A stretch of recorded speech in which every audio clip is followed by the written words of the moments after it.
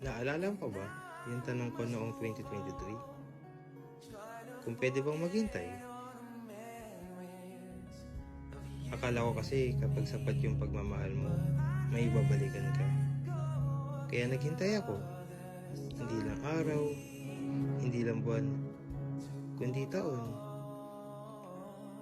Kahit walang kasiguraduhan, kahit walang palamdam, kahit ako na lang yung kumakapit. Pinipilit kong intindihin lahat. Binigyan kita ng dahilan kahit wala naman talaga. Kasi mahal kita eh. Pero alam mo kung kailan ako natauhan? Nung nakita kitang masaya sa piling ng iba. Habang ako, nandito pa rin, naghihintay. Doon ko na-realize, hindi pala lahat ng naghihintay pinipili.